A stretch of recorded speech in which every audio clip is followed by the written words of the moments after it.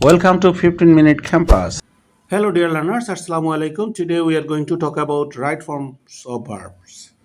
Right forms of verbs আসলে basically right মানে সঠিক, ফর্মস মানে গঠন, ভার্ব মানে তো আমরা জানি ক্রিয়া। তো সঠিক ভার্বের সঠিক ফর্ম থাকতে হবে। তার মানে সঠিক ভার্বের সঠিক ফর্ম কখন আসবে, কোথা থেকে আসবে? সঠিক ভার্বের সঠিক ফর্ম আসবে যদি কিনা আমাদের সাবজেক্টই থাকে। তো এই সমস্যার সমাধান করতে হলে প্রথমে আমাদের সাবজেক্ট ভার্ব এগ্রিমেন্টটা আসলে শিখতে হবে। কোন জাতীয় সাবজেক্ট কোন জাতীয় ভার্ব গ্রহণ করে সেটাই যদি আমাদের না জানা থাকে তাহলে রাইট ফর্ম অফ ভার্বস আমরা কীভাবে শিখব, এই সম্পর্কে ধারণা থাকতে হবে। তাই এখানে কতগুলো নিয়ম আলোচনা করা হয়েছে। সাবজেক্ট ভার্ব এগ্রিমেন্টের প্রধান শর্ত হলো যে সিঙ্গুলার সাবজেক্ট যদি হয়ে থাকে তাহলে এর ভার্বটাও সিঙ্গুলার হবে।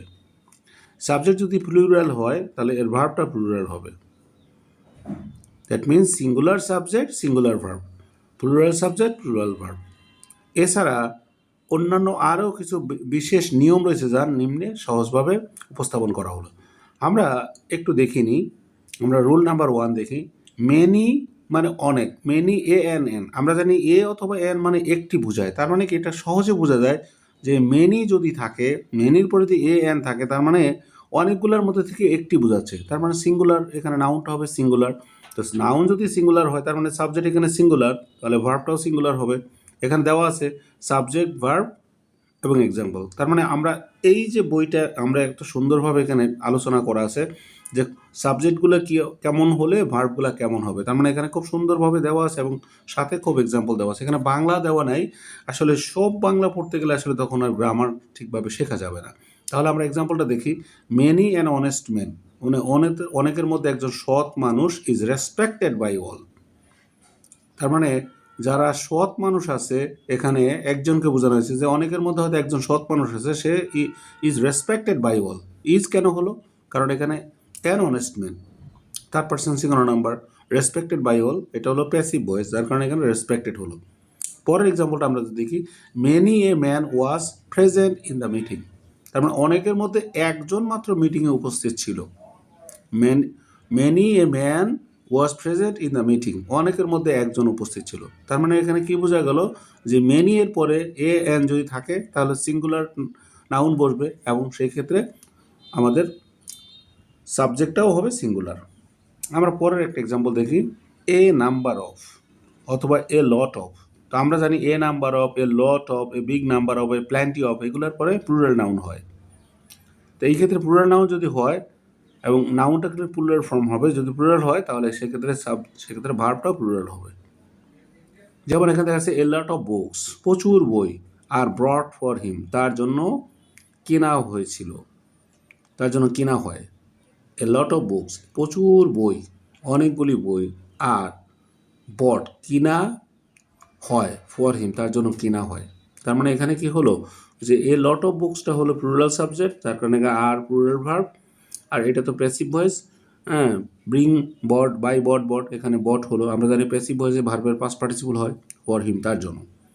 এ নাম্বার অফ বয়েস মানে অনেকগুলি ছেলে, ওয়ার প্রেজেন্ট উপস্থিত ছিল, ফ্রম দ্য ক্লাস থেকে মানে অনুপস্থিত ছিল। তার মানে অনেকগুলি ছেলে ক্লাসে অনুপস্থিত ছিল, তার মানে ক্লাসে ছিল না। তাহলে এ নাম্বার অফ স্টুডেন্টস অথবা বিগ নাম্বার অফ অথবা লার্জ নাম্বার অফ অথবা হিউজ নাম্বার অফ অথবা প্ল্যান্টি অফ যদি হয় তাও ক্ষেত্রেও সেটা হয়।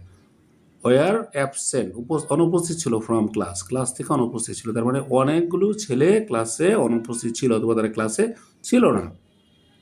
আমরা আরেকটা রুলস দেখি, এটা একটু ক্রিটিক্যাল মনে হচ্ছে।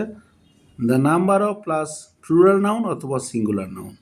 দ্য নাম্বারের পরে সেই ক্ষেত্রে যদি কাউন্টেবল হয় প্লুরাল নাউন হয়, প্লুরাল নাউন হতে পারে অথবা সিঙ্গুলার নাউন হতে পারে, কিন্তু ভার্বটা হবে সিঙ্গুলার। তা আমরা জানি দি যখন বসে তখন দ্য নাম্বার যদি থাকে সেই ক্ষেত্রে আমাদের প্লুরাল সাবজেক্ট হলেও সেই ক্ষেত্রে আমাদের সিঙ্গুলার ভার্ব হবে। যেমন দেখি দ্য নাম্বার অফ পার্টিসিপেন্টস মানে উপস্থিতির সংখ্যা ইজ অথবা ওয়াজ, এখন প্রেজেন্ট টেন্স হলে ইজ, পাস্ট টেন্স হলে ওয়াজ, ভেরি পুয়ার। তার মানে উপস্থিতির সংখ্যা ছিল উপস্থিতির সংখ্যা খুব অল্প অথবা অল্প ছিল। তার মানে প্রেজেন্ট টেন্স যদি হয় তাহলে ইজ, পাস্ট টেন্স যদি হয় ওয়াজ। আমরা জানি এম ইজ আর ওয়াজ আর কখন বসে, প্রেজেন্ট টেন্সে am is are, পাস্ট টেন্সে was are। তাহলে দ্য নাম্বার অফ পার্টিসিপেন্টস, উপস্থিতির সংখ্যা is poor, is very poor, খুবই অল্প। আবার ওয়াজ যদি হয় ভেরি পুয়ার, তার মানে উপস্থিত অল্প সংখ্যা উপস্থিত ছিল অথবা খুবই কম ছিল।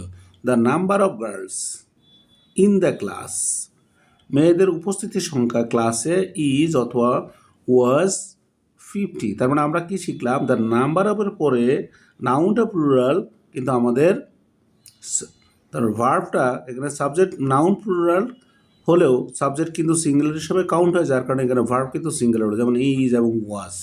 না হলে তো এখানে আর হতো কিংবা ওয়ার হতো। ঠিক এইভাবে আমাদের আরও অনেকগুলি নিয়ম আছে এবং এর পরপরই আমাদের রাইট ফর্ম ভার্বসের প্র্যাকটিক্যাল নিয়ম আছে এবং সেগুলা প্যাসেজ আকারে বোর্ড এক্সামগুলোতে খুব বিশ্লেষণ করা আছে আমাদের বইটিতে। তোমরা বইটি সংগ্রহ করে নেবে। আশা করি তোমরা আমাদের চ্যানেলের সাথেই থাকবে এবং চ্যানেলটি সাবস্ক্রাইব করে নেবে। দেখা হচ্ছে পরবর্তী ভিডিওতে। আল্লাহ হাফিজ। Thanks for watching.